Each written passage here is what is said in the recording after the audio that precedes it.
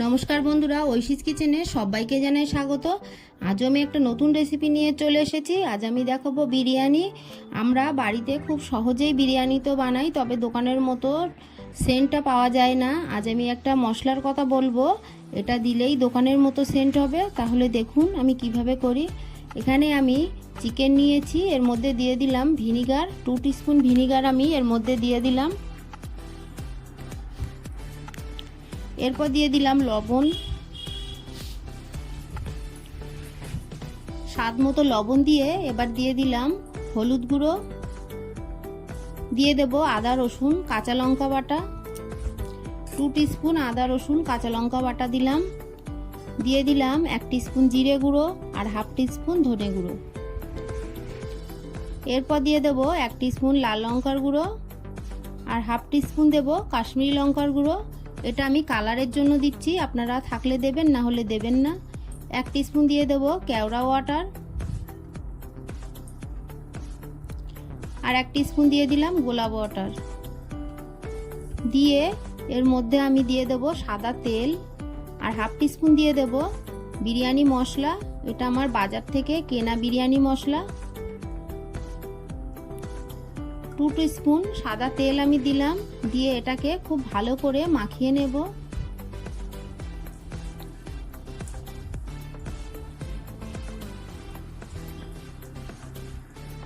এটাকে ভালো করে মাখিয়ে 1 ঘন্টা রেখে দেব। এর মধ্যে আমি দেখুন লেবুর রস দিচ্ছি, অর্ধেকটা পাতি লেবুর রস আমি দিলাম। আর আমি গোলমরিচ গুঁড়ো দিতে ভুলে গেছি, এর মধ্যে আমি আরও একটু গোলমরিচ গুঁড়ো দেব। 1/2 টিস্পুন গোলমরিচ গুঁড়ো দিলাম, দিয়ে ভালো করে মাখিয়ে 1 ঘন্টা আমি রেখে দেব। গ্যাসে কড়া বসিয়ে দিয়ে দিলাম সাদা তেল। এই তেলটাকে গরম করে নেব।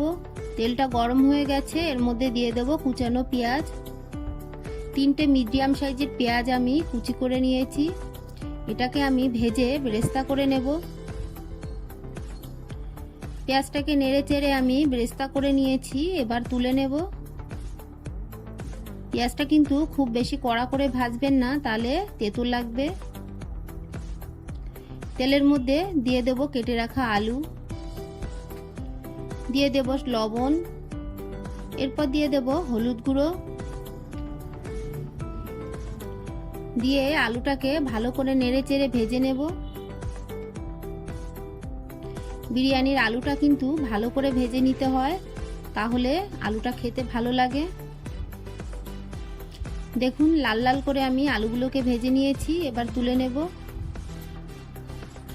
এই তেলের মধ্যে আমি গোটা গরম মশলা ফোড়ন দেব। এখানে আছে এলাচ, দালচিনি, লবঙ্গ, এটাকে আমি ফোড়ন দিয়ে দিলাম। আর দিয়ে দেব তেজপাতা। ফোড়নটা ভাজা হয়ে গেছে, এর মধ্যে আদা রসুন কাঁচা লঙ্কা বাটার বাকি যেটা আমি রেখে দিয়েছি সেটা দিয়ে দিলাম। মিক্সার জার ধোয়া জল আমি এর মধ্যে দিয়ে দিলাম।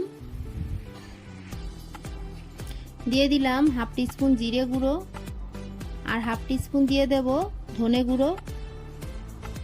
অল্প অল্প করেই দিলাম, কারণ চিকেনটা মাখিয়ে রাখার সময় কিন্তু আমি দিয়েছি। দিয়ে দিলাম একটা কুচানো টমেটো। টমেটোটা থাকলে আপনারা দেবেন, না হলে দেবেন না। ভালো করে নেড়ে চেড়ে কষিয়ে নেব। কালারের জন্য আমি এখানে 1 টিস্পুন কাশ্মীরি লঙ্কার গুঁড়ো দিলাম। দিয়ে আবারও একটু ভালো করে নেড়ে চেড়ে কষিয়ে নেব। দেখুন টমেটোটাকে খুব ভালো করে আমি কষিয়ে নিয়েছি। এবার মাখিয়ে রাখা চিকেনগুলো দিয়ে দেব।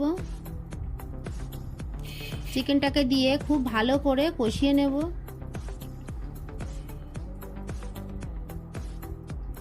দেখুন ভালো করে কষিয়ে নিয়ে দিয়ে দিলাম পেঁয়াজের বেরেস্তার, কিছুটা দিয়েছি আর কিছুটা আমি বিরিয়ানি বানানোর সময় দেব। কষিয়ে নিয়ে ভেজে রাখা আলু দিলাম, দিয়ে আরও একটু নেড়ে নেব। এরপর দিয়ে দেব জল। জলটা আপনারা একটু বুঝে দেবেন, যেহেতু বিরিয়ানি বানাবো খুব বেশি জল দেওয়ার প্রয়োজন হয় না।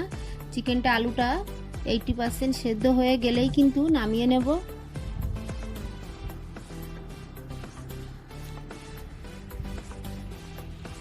চিকেনটা আমার হয়ে গেছে। সবশেষে আমি টেস্ট করে একটু লবণ দিয়ে দিলাম আর দিয়ে দিলাম সানরাইজের শাহি গরম মশলা।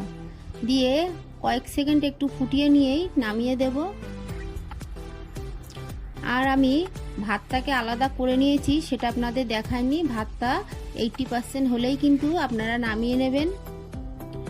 ভাতটা করার সময় আমি ওর মধ্যে একটু লবণ আর কেওড়ার জল আর তেজপাতা আর গোটা গরম মশলা দিয়েছিলাম। 70 থেকে 80% হলেই কিন্তু ভাতটাকে নামিয়ে নিতে হবে। 100% করলে আমি যে ভাপে বসাবো ভাতটা কিন্তু নরম হয়ে যাবে। একটা ডেকচি নিয়েছি, এর উপরে আমি কিছুটা চিকেন আর আলু সাজিয়ে দিলাম। এরপর আমি যে ভাতটা করে নিয়েছি সেই ভাতটা দিয়ে দেব।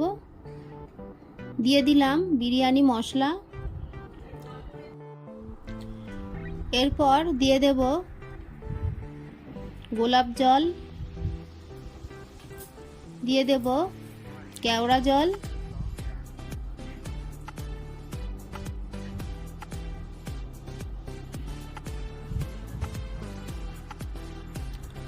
এরপর আমি এর মধ্যে দেব, দেখুন আমি একটা কড়াই সাদা তেল আর ঘি আর গোটা গরম মশলা দিয়ে গরম করে নিয়েছি, সেটার অর্ধেকটা দিলাম। আপনারা চাইলে শুধু ঘি দেবেন। দিয়ে দিলাম কয়েক ড্রপ মিঠা আতর। এবার আমি যে পেঁয়াজের বেরেস্তা রেখেছিলাম সেটার কিছুটা দিয়ে দিলাম। এরপর আমি আবারও চিকেন আর আলু অল্প গ্রেভি দিয়ে আর একটা লেয়ার বানিয়ে নেব। দিয়ে দিলাম ভাত।